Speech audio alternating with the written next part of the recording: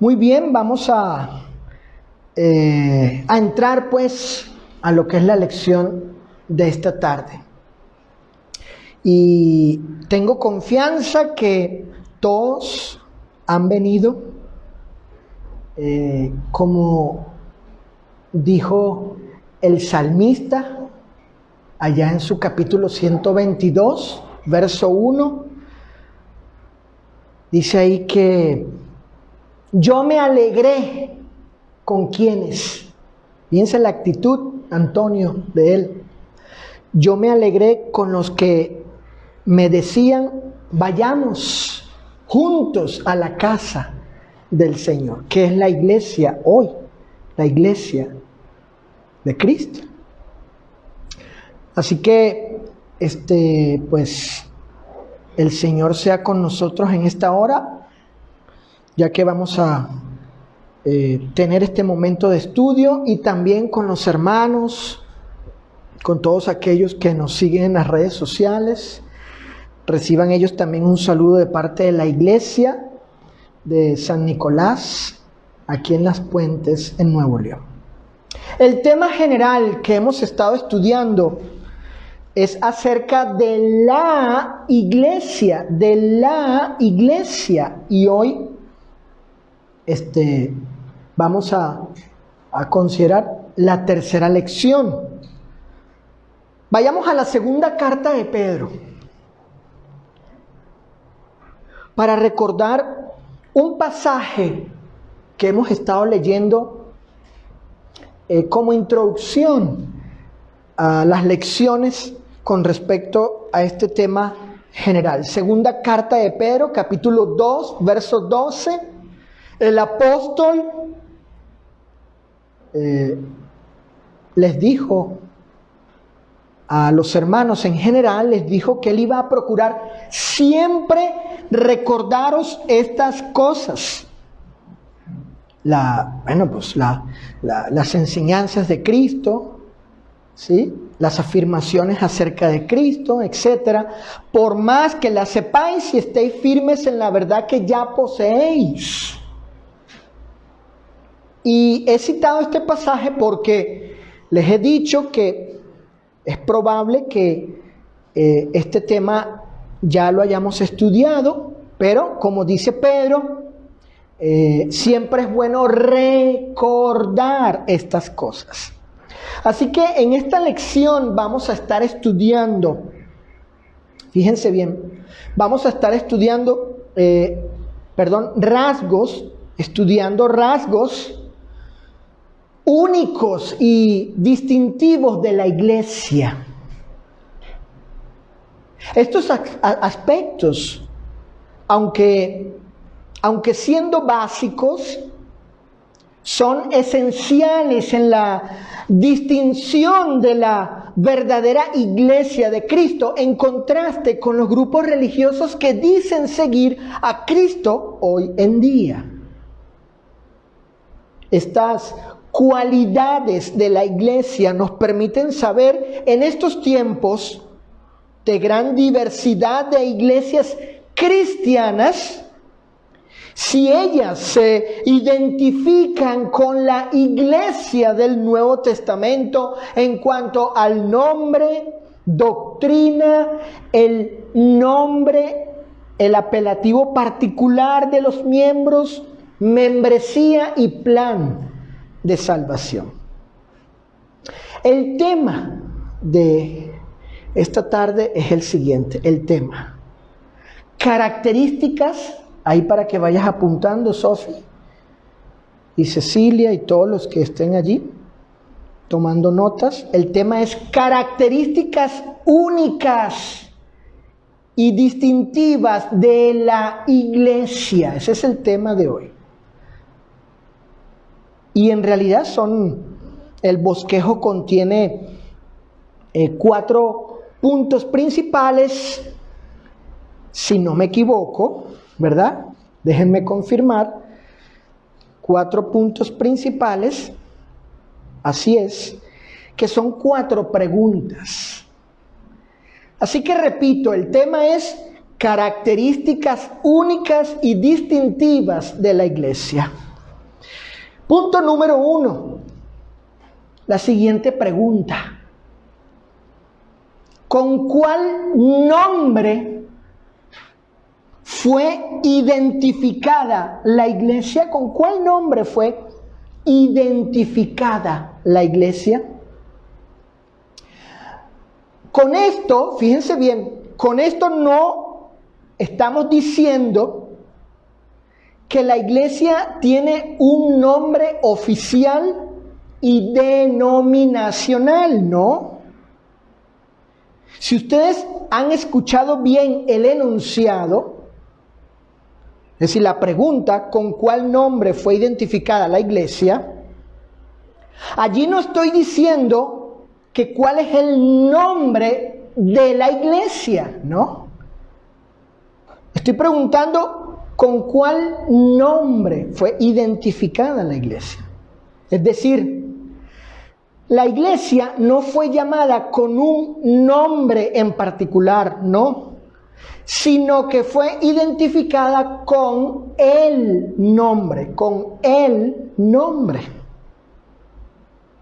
Fíjense, si vamos a Hechos capítulo 20, por favor, vamos a ver allí con cuál nombre fue relacionada la iglesia según el Nuevo Testamento. Les decía que fueran allí a Hechos capítulo 20, verso 28, y dice allí Lucas, relatando aquí las palabras del apóstol Pablo, allí en Éfeso, dijo el apóstol: la iglesia del Señor, dice así. En la Reina Valera 60 dice la iglesia del Señor.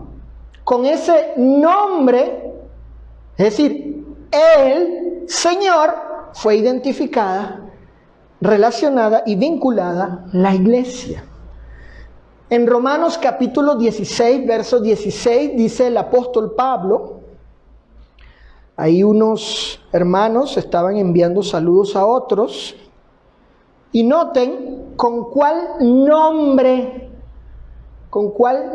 fue, fíjate Saulo, identificada la iglesia relacionada, dice, iglesias de Cristo. Iglesias de Cristo, con ese nombre, con el nombre de Cristo. Y en la primera carta a los Corintios, capítulo 1, versículo 2, el apóstol Pablo dice, la iglesia ¿de quién? De Dios. La iglesia de Dios, con ese nombre, con el nombre de Dios.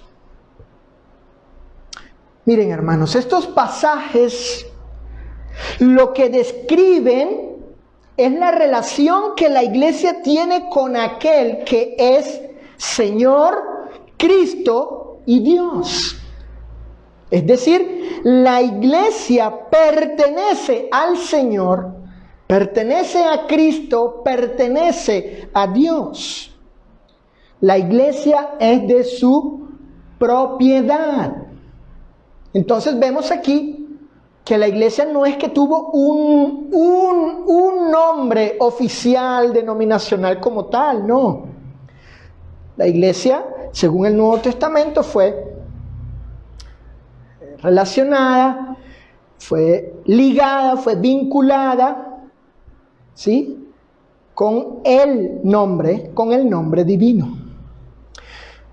Miren, vamos a observar también otros aspectos de esta relación, de esta vinculación que Jesús tiene con la iglesia. Fíjense, en Mateo capítulo 16, verso 18, texto que leímos al principio, en la lectura que damos cuando iniciamos la asamblea, dice la Escritura que Cristo es el fundador, o bueno, la declaración que hace allí Jesús en Mateo 16, 18, Eso implica, eso enseña que Cristo es el fundador de la iglesia. Dijo Jesús, edificaré mi iglesia. Así que aquí aprendemos que Cristo, ángeles, es el fundador de la iglesia. Cristo es la cabeza de la iglesia. Efesios capítulo 5, versículo 23. Recuerden que estamos viendo otros aspectos, otras características, ¿sí? Otros rasgos de esta relación de Cristo con la iglesia. En Efesios capítulo 5, verso 23, el apóstol Pablo declaró: Cristo es cabeza de la iglesia. Cristo es cabeza de la iglesia. Cristo es el Salvador de la iglesia. Allí mismo, en el mismo versículo, capítulo y libro, Efesios 5, 23, dice el apóstol Pablo, la iglesia, la cual es su cuerpo, y Él, Jesús, Cristo, es su, ¿qué cosa? Salvador. Salvador. En Colosenses capítulo 1, verso 18, el apóstol Pablo declara que la iglesia es el cuerpo de Cristo. Colosenses 1, 18 dice, y Él, Jesús, Cristo, el ungido, el Mesías, es la cabeza del cuerpo que es la iglesia. La iglesia es el cuerpo de Cristo. Colosenses 1, 18. Vayan también a Efesios capítulo 5, una vez más, vayamos a la epístola, Roberto, del apóstol Pablo, Antonio, capítulo 5, verso 25, y ahí vamos a encontrar la siguiente afirmación del apóstol que dice que Cristo amó a la iglesia. Cristo amó desde la eternidad pasada a la iglesia y ella es su esposa, porque es la idea aquí. Es la idea aquí. Maridos, amad a vuestras mujeres, así como Cristo amó a ¿quién? Amó a la iglesia y se entregó a sí mismo por ella. Entonces la idea aquí es que Cristo amó a la iglesia, ella es su esposa y Él la ha amado. De esta forma, hermanos, de esta forma, vemos que ¿con qué nombre fue vinculada a la iglesia? Fue relacionada a la iglesia con el nombre divino, con el que se identificó y se relacionó la iglesia según el Nuevo Testamento. De esta manera nos respondemos la primera pregunta. ¿Con cuál nombre fue identificada la iglesia? Con el nombre divino. Número 2, punto número 2. Punto número 2 principal, que es una pregunta.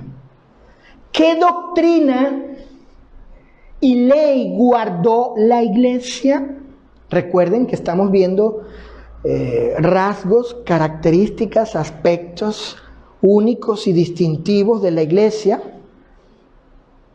de tal manera que podamos hacer contraste con lo que dicen, enseñan o afirman otros grupos religiosos, inclusive hermanos nuestros, que se han desviado de la verdad y han estado copiando el denominacionalismo, el sectarismo religioso. Punto número 2. ¿Qué doctrina y ley guardó, puso en práctica, obedeció la iglesia? Fíjense, en una ocasión Cristo afirmó a los judíos que guardaban ellos la ley de Moisés, que los verdaderos discípulos, los cristianos, miembros de la iglesia, los verdaderos discípulos, son aquellos que perseveran en su palabra, en la palabra de Cristo. Juan capítulo 8, verso 31, Vayan allí a Juan capítulo 8, verso 31. Aquí tenemos a Juan relatando las palabras de Jesús, aquellas que él le dijo a judíos.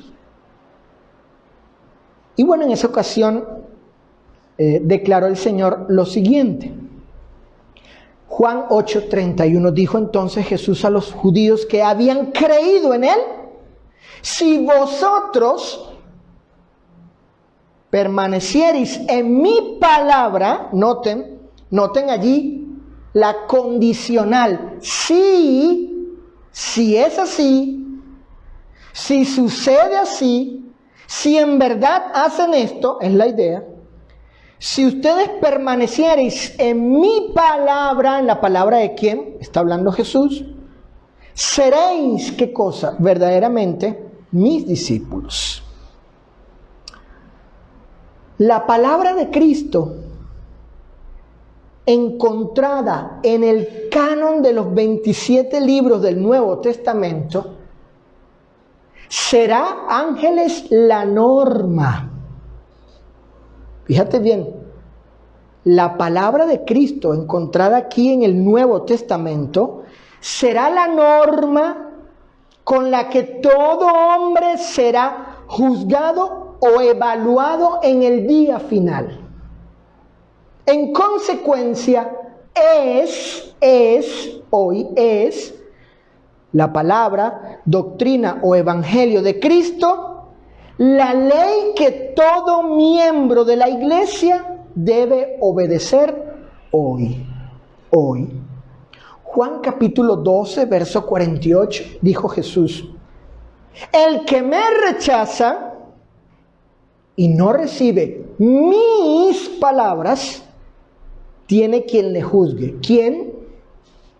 Bueno, dice allí, la palabra que he hablado, Cristo Jesús, la palabra de Cristo, la que he hablado, ella, la palabra de Cristo, sus palabras, la doctrina, el evangelio de Cristo, ella, ¿qué cosa? Le juzgará en el día final. Por eso dije en este punto, en el enunciado de este punto, dije que la palabra de Cristo, que está aquí contenida en el canon de los 27 libros del Nuevo Testamento, será la norma, será el estándar con la que todo cristiano será juzgado o evaluado.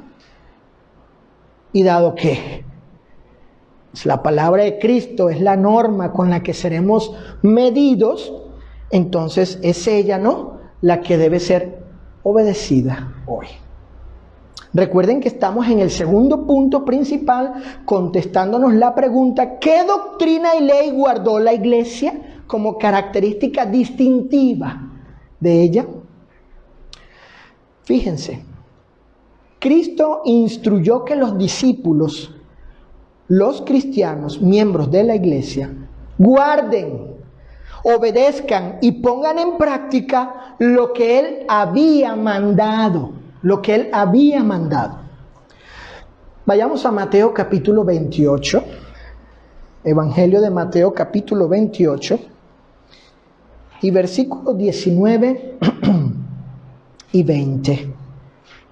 Dijo Jesús antes de ascender o subir al cielo, dijo lo siguiente: por tanto, id y haced, noten los imperativos, id y haced, ¿qué cosa? Discípulos a todas las naciones. ¿Cómo? Bautizándolos en el nombre del Padre, del Hijo y del Espíritu Santo. ¿Y qué más? Y enseñándoles, ¿qué cosa? ¿Qué cosa?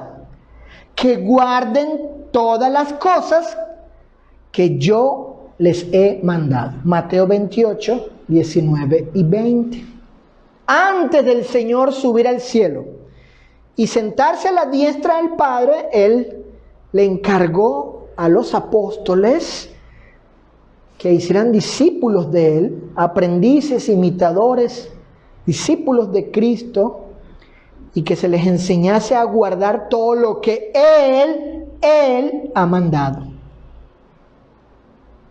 Fíjense el siguiente punto, muy interesante. Fíjense. Escuchen el enunciado. Los apóstoles, Juani, Ana, Dianita, los apóstoles citaron las palabras de Cristo como doctrina para la iglesia. Repito, los apóstoles citaron las palabras de Jesús, del Señor, y las dieron, las transmitieron, las comunicaron como doctrina ¿para quién? Para la iglesia. En Hechos 20:35 vemos eso. Noten.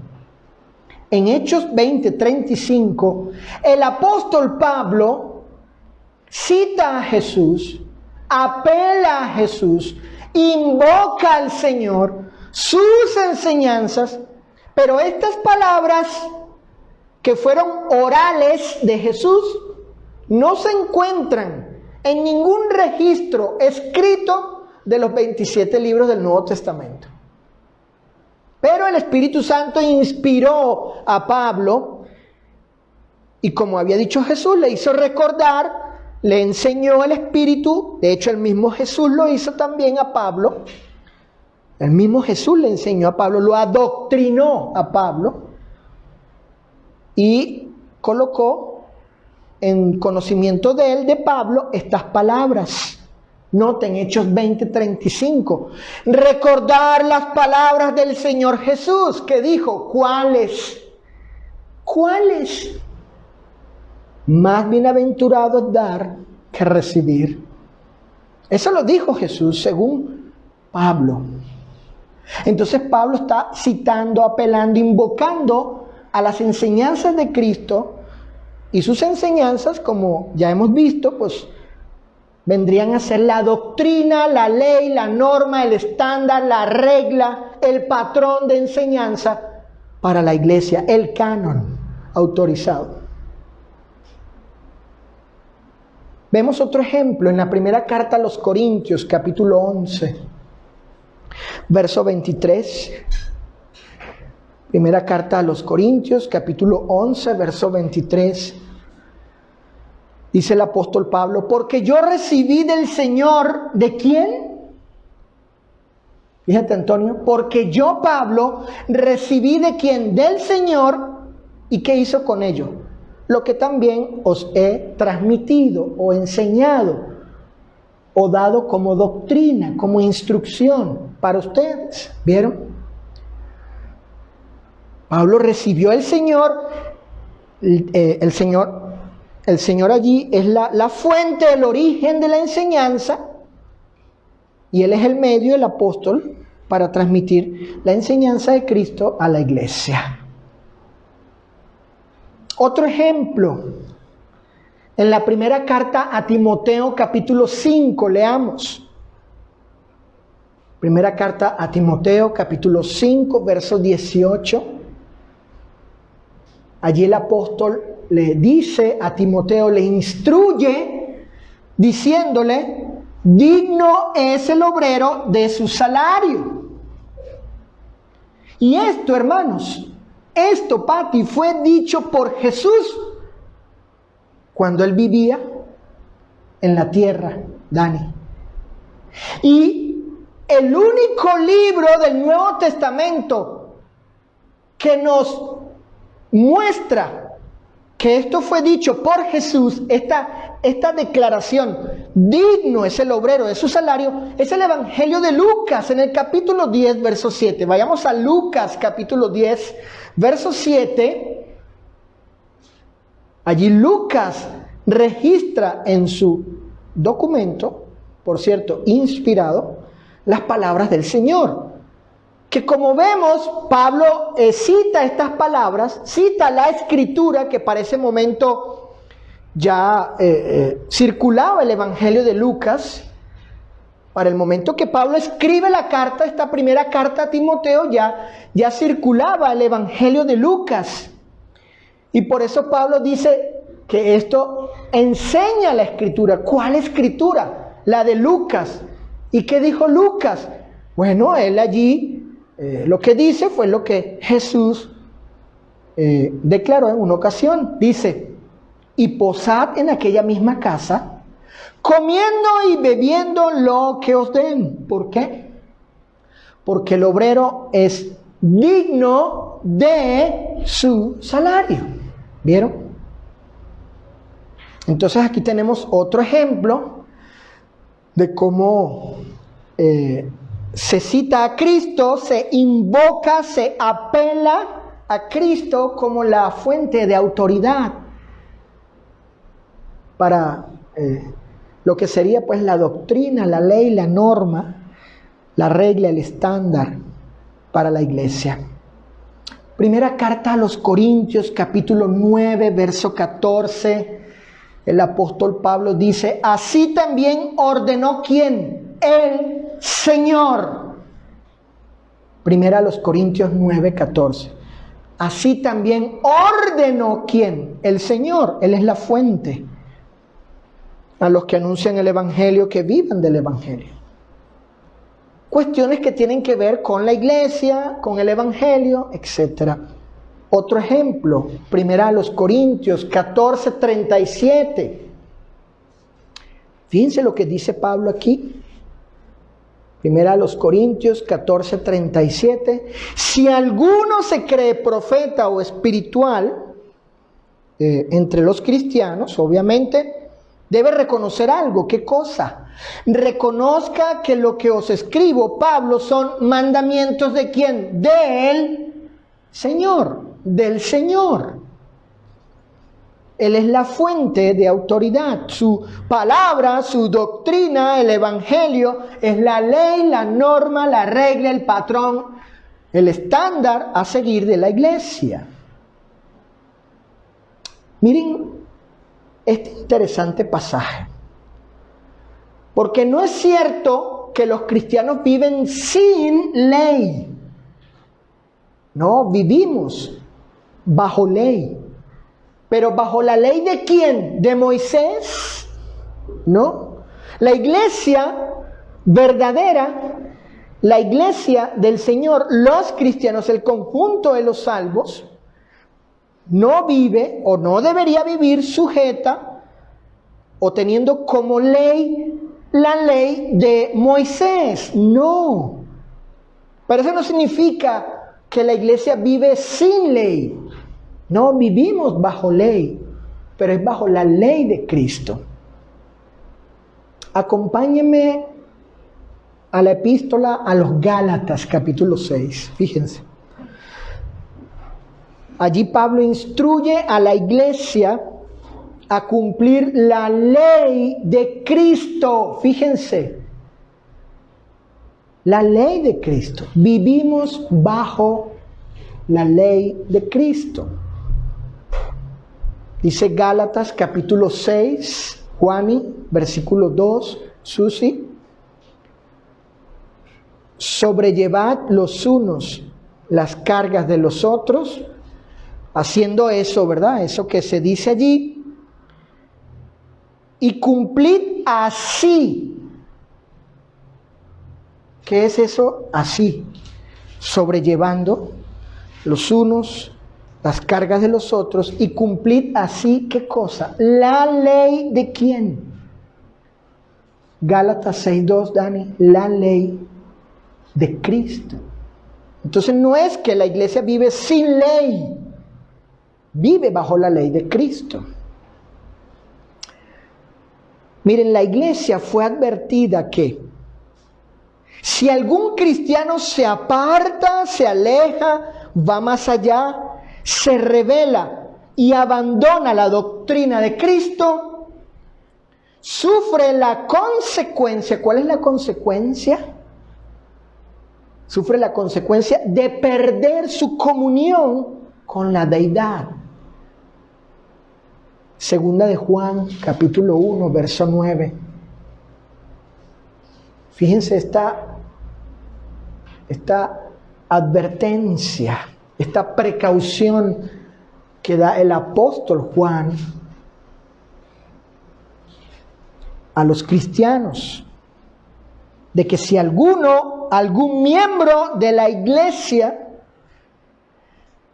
o alguna iglesia local se aparta y no persevera en la doctrina de Cristo, no tiene a Dios. Noten, cualquiera que se extravía y no persevera en la doctrina de Cristo, ¿cuál es la consecuencia? No tiene a Dios. El que persevera ya en sentido positivo en la doctrina de Cristo, ese sí tiene, ese sí, noten la afirmación allí, enfática, ese sí tiene ¿a quién? Al Padre y al Hijo.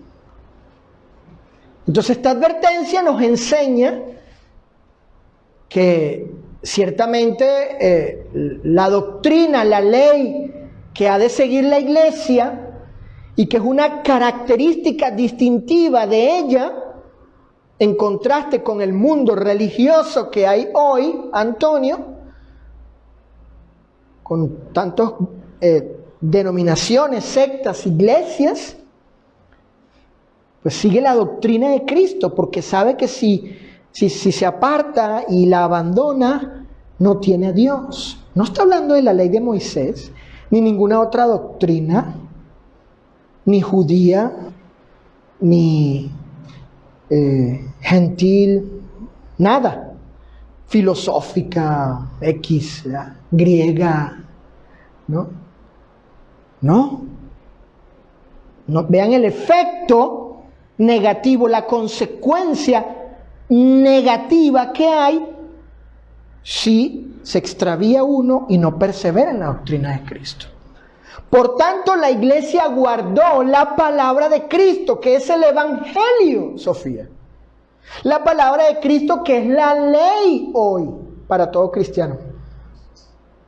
La palabra de Cristo, que es la doctrina encontrada en el canon del Nuevo Testamento, los 27 libros que tienes allí. En ese documento, ese libro llamado la Biblia. Punto número 3, principal. Otra pregunta. ¿Cómo fueron llamados los miembros de la iglesia? ¿Cómo fueron llamados, Antonio, los miembros de la iglesia? Escuchen, cuando decimos que fueron llamados, nos referimos a cómo fueron identificados los miembros de la iglesia según el Nuevo Testamento. Bueno, número 1, tenemos aquí que se les llamó discípulos del Señor. Hechos capítulo 9, verso 1, dice Lucas, hablando precisamente de los miembros de la iglesia. Allí vemos que se les llamó, se les identificó como discípulos del Señor. Número 2, en la primera carta a los Corintios, capítulo 14, versículo 33, a los miembros de la iglesia se les llamó santos. Se les llamó santos. Dice Pablo, las iglesias de los santos. Así se les llamó a los miembros de la iglesia. Santos. En tercer lugar, en la carta de Pablo a los Colosenses capítulo 1, verso 2. Colosenses capítulo 1, verso 2. Pablo llama a los miembros de la iglesia hermanos. Fieles hermanos en Cristo. Noten, hermanos en Cristo. Lucas en Hechos capítulo 2, verso 47, nos muestra que a los miembros de la iglesia, Anita, se les llamó salvos. Salvos. Dice Hechos 2:47, y el Señor añadía cada día a la iglesia los que iban siendo salvos. Entonces, a los miembros de la iglesia se les llamó salvos. Ahora, escuchen esto. Como único nombre,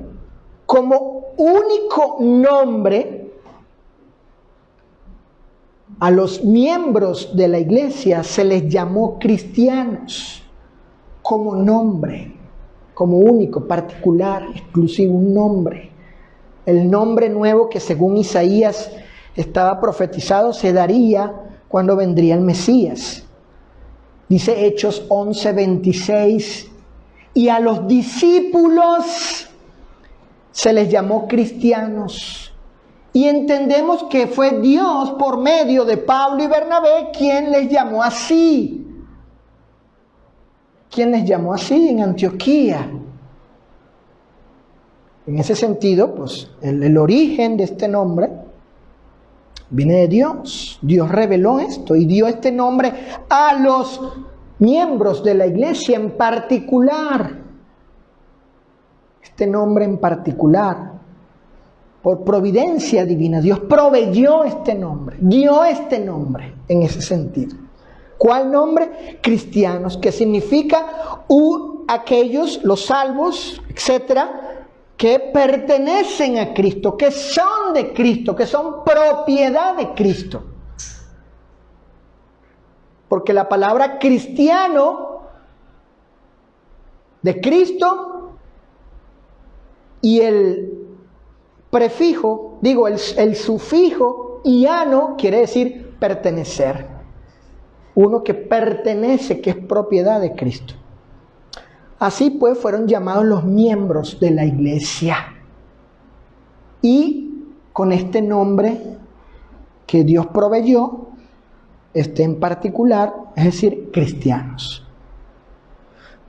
Punto número 4 y último. Fíjate, ángeles. Ya hemos visto que la iglesia fue identificada no con un nombre, ¿verdad? En particular, con característica denominacional, oficial. No. La iglesia no tiene un nombre de esa naturaleza. La iglesia fue relacionada, vinculada, identificada, asociada con el nombre, es decir, con el nombre divino. Ya vimos eso. Número 2, vimos que la iglesia, como característica particular, como rasgo distintivo, guardó, practicó, obedeció y debía perseverar, ¿no? Andar, guardar la ley de Cristo, el evangelio de Cristo, la doctrina de Cristo. En tercer lugar, vimos que a los discípulos pues se les llamó, ¿sí?, santos, hermanos, salvos. Se les llamó discípulos y en particular como nombre cristianos. Ahora, por último, en cuarto lugar, este cuarto punto principal, que como dije al principio sería otra pregunta: ¿cómo se llega a ser miembro de la iglesia? De la iglesia que fundó Cristo, de la iglesia del Señor, de la iglesia de Dios, de la iglesia de Cristo. ¿Cómo? Aquí no vamos a responder el cómo, en qué forma, de qué manera llega el pecador a ser miembro de la iglesia. Escuchen, fíjate, Sofía, ya que estás en edad para entender esto, hija. Para llegar a ser parte de la iglesia, la persona debe ser añadida por alguien. Ese alguien es el Señor. Debe ser añadida por el Señor. Para ser añadida por el Señor, la persona debe ser perdonada por el nombre o sea, por la autoridad del Señor, para ser perdonada. Y en consecuencia ser añadida por el Señor a su iglesia. Entonces, Dani, ¿qué debe hacer una persona para ser perdonada por el Señor y en consecuencia añadida por el Señor a su iglesia? ¿Qué debe hacer? Bueno, la persona debe cumplir con 5 condiciones esenciales. Fíjense cómo las estoy calificando. ¿Son cuántas? 5. ¿De qué naturaleza? Condicionales. Y de qué, ¿cómo le llamaremos? ¿De qué valor? Esenciales. La persona debe cumplir 5 condiciones esenciales que demanda el Evangelio para ser perdonada y en consecuencia añadida por el Señor a su iglesia. Si no cumple esas 5 condiciones, no será añadida, no será perdonada, preciso, no será perdonada y por ende no será añadida a la iglesia. Condición número 1. Fíjate, Sofía, ahí apunta, hija. Condición número 1. ¿Cuál es? El pecador, Saulo, el pecador, hijo, debe oír y oír acerca de Jesús de Nazaret por el Evangelio y por la palabra de los apóstoles. Mateo capítulo 15, versículo 10. Noten lo que dice Jesús, lo que le dijo a la multitud de gente. Así dijo, y llamando así a la multitud, les dijo Jesús, oíd, oíd y entended. Oigan y entiendan. En Hechos capítulo 2, verso 22, en aquel discurso de Pedro, él les dijo a los judíos en aquella ocasión en Jerusalén, les dijo, varones israelitas, oíd estas palabras. ¿Cuáles? Jesús Nazareno, varón aprobado por Dios. Oigan estas palabras. ¿Cuáles? Pues acerca de Jesús, el Nazareno, varón aprobado por Dios. Así que el pecador debe oír en primer lugar. En segundo lugar, la segunda condición es que el pecador debe creer. Y aquí hago una acotación, creer de todo corazón que Jesús es el Cristo o el Mesías profetizado por el Antiguo Testamento y creer que Él es el Hijo de Dios, es decir, que es divino, que es Dios. Es lo segundo. Miren lo que el apóstol le recuerda a los hermanos en Corinto. Vayamos a la primera carta a los Corintios, capítulo 15. Primera carta a los Corintios, capítulo 15, versículos del 1 al 4. Fíjense lo que el apóstol les recuerda a estos hermanos, pues lo que ellos habían escuchado, habían recibido de él, lo que habían creído, y por ende eso les hacía salvo a ellos. ¿Y de qué se trataba? ¿En qué se basaba eso? Noten. Primera los Corintios 15, del 1 al 4. Además os declaro, hermanos, ¿qué cosa?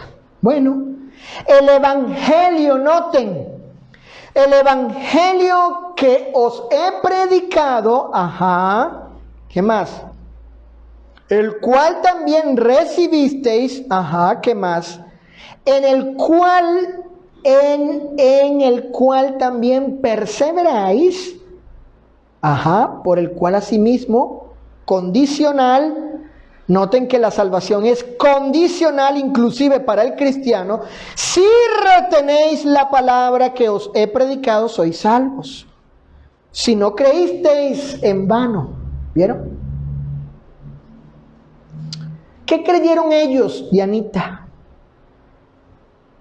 ¿Qué contenía esa predicación de Pablo a ellos?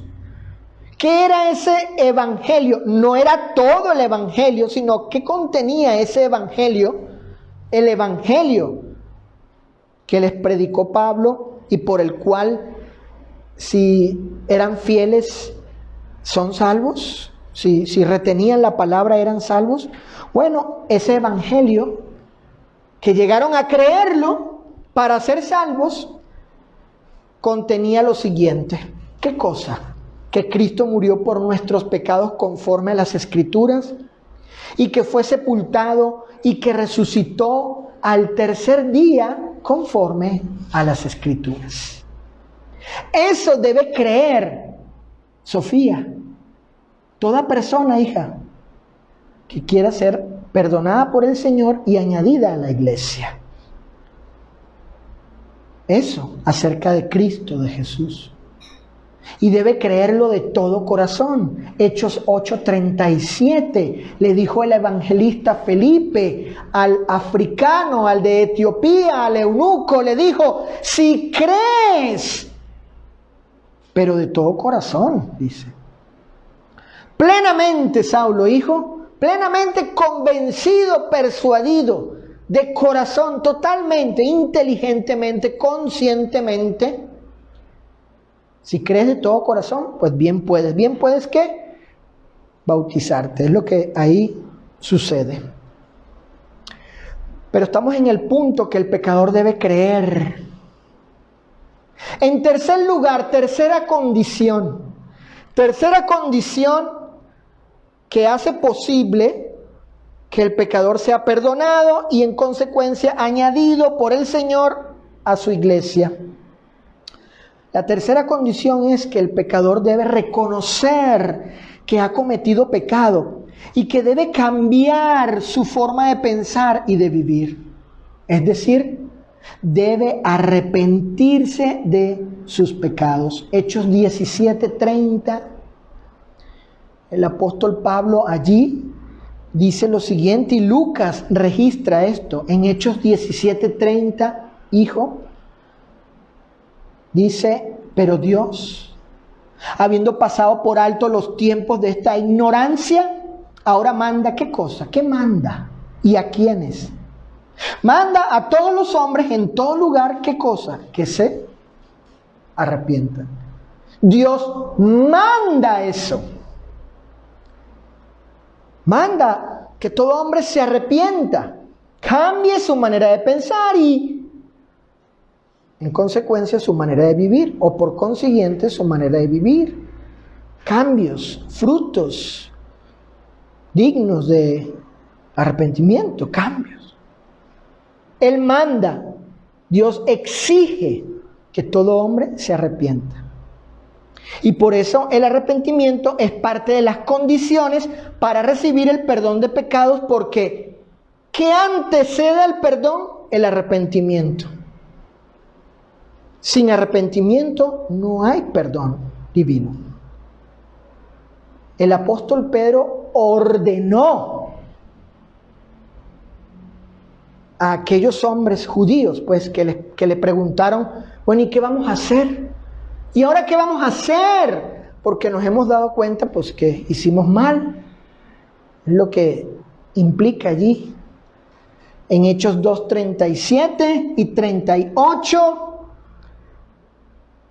dijeron ciertos varones o ciertas personas, los judíos dijeron: varones hermanos, ¿qué haremos? Bueno, ¿qué hay que hacer? Ya ven que es condicional el asunto. Ellos entendieron que habían condiciones, había algo que hacer. Y Pedro les dijo, o la idea aquí es, bueno, les respondió, pero en un sentido imperativo. Es una orden: arrepentíos. O como traducen otras versiones, arrepiéntanse. Es imperativo, es una orden. Número 4, cuarta condición que el pecador debe cumplir para ser perdonado por el Señor y en consecuencia ser añadido por el Señor a su iglesia, la que Él fundó.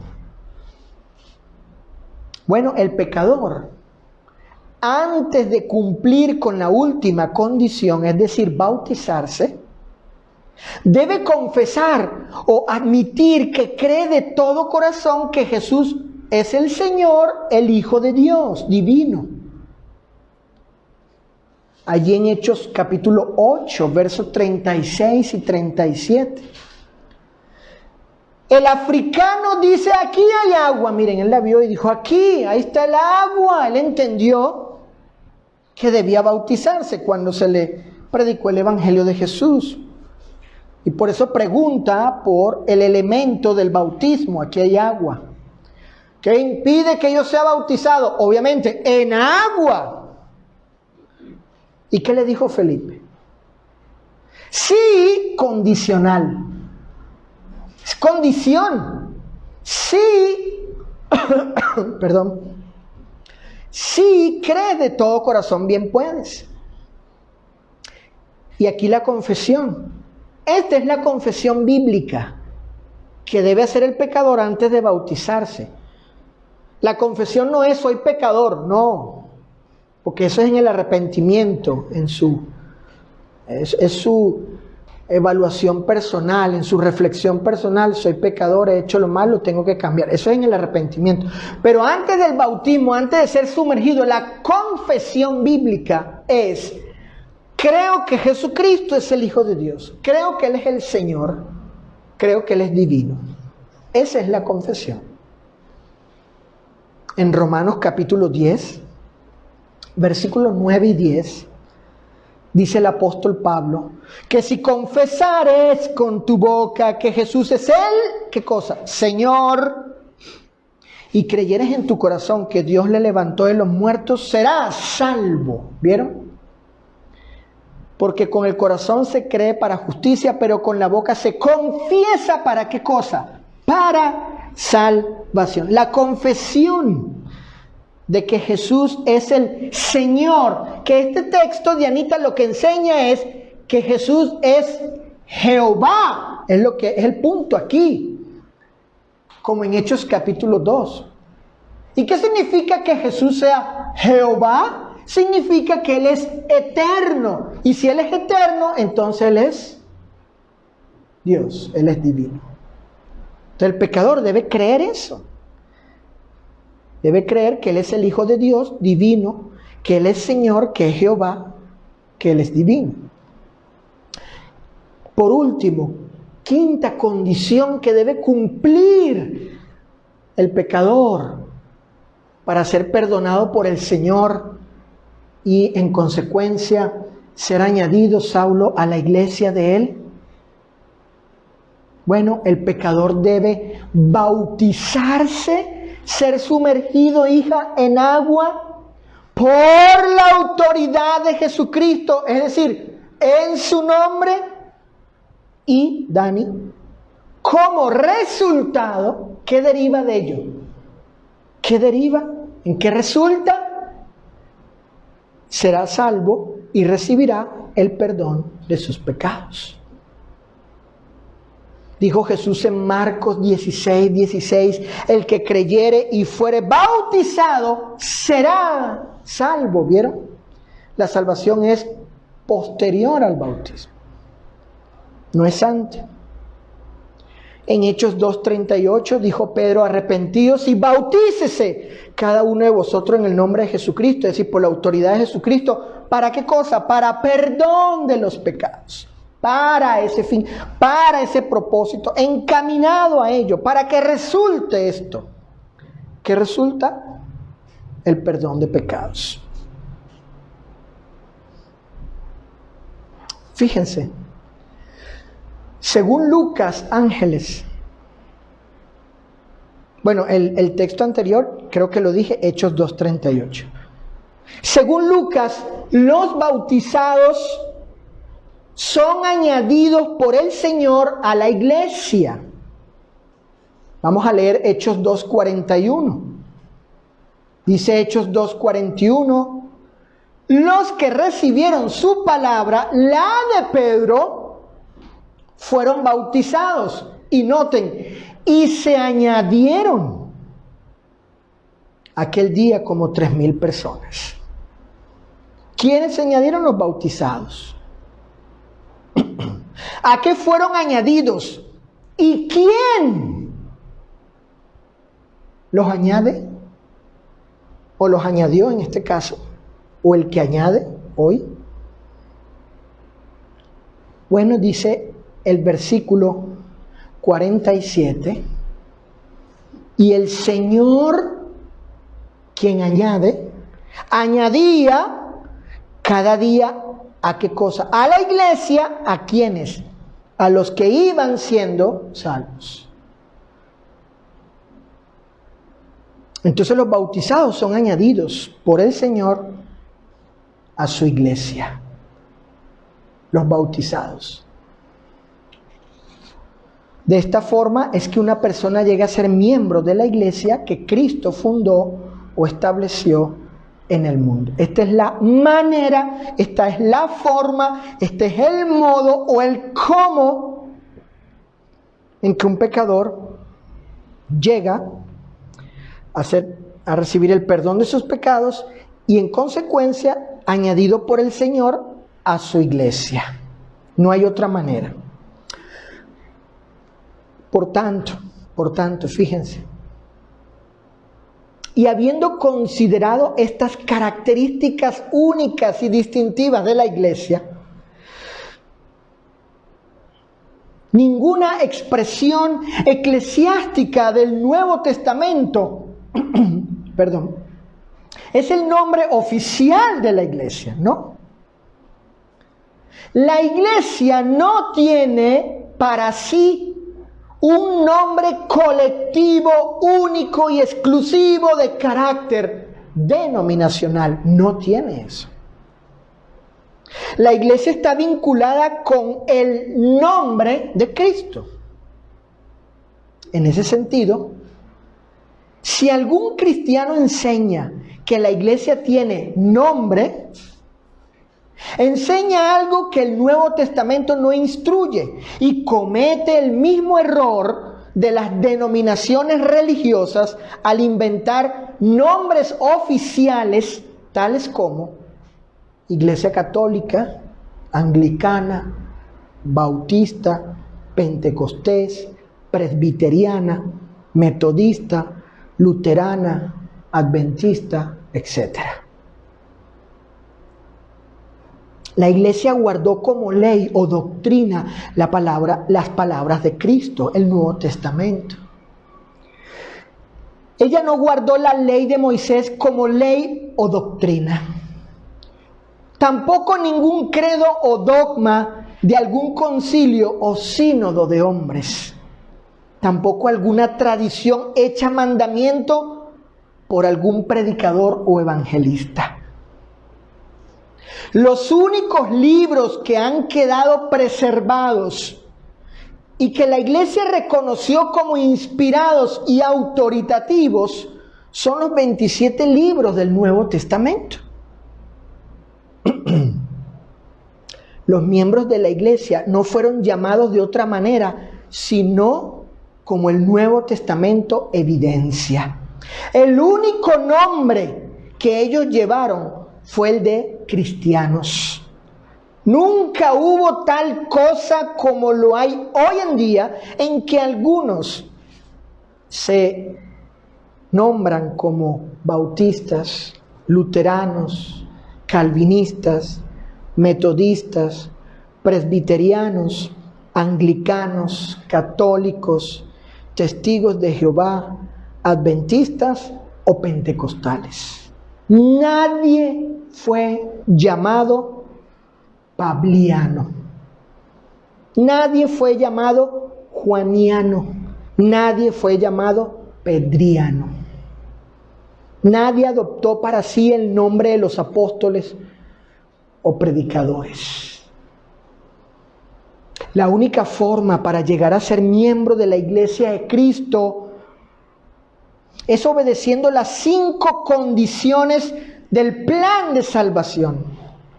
Nadie llega a ser miembro de la iglesia sin ser bautizado en agua para perdón de pecados.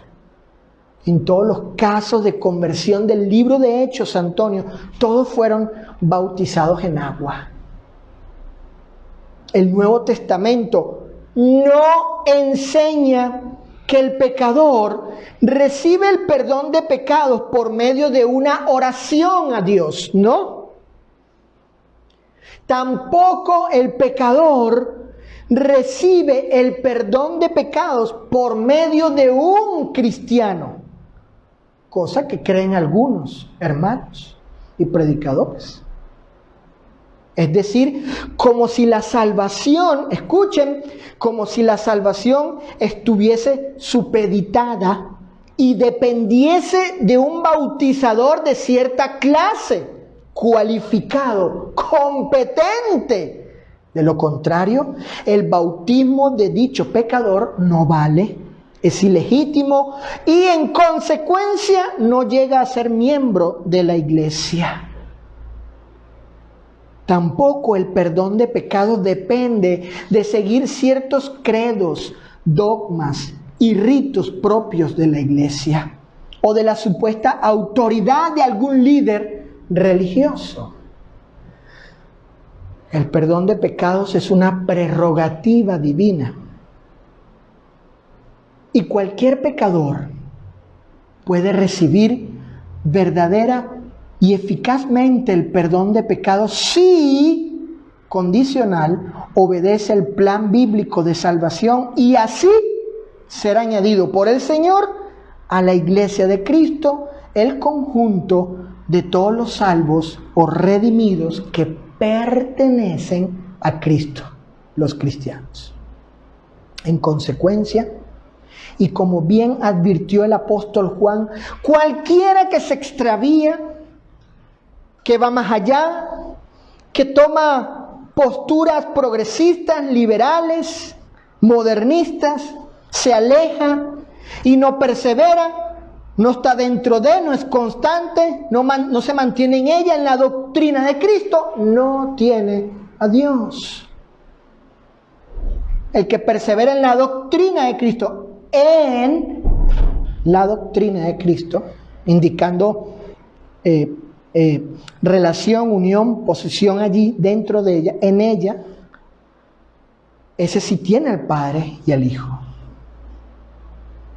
Si alguno viene a ustedes y no trae esta doctrina, no lo recibáis en casa, ni le digáis bienvenido, porque el que le dice bienvenido participa en sus malas obras.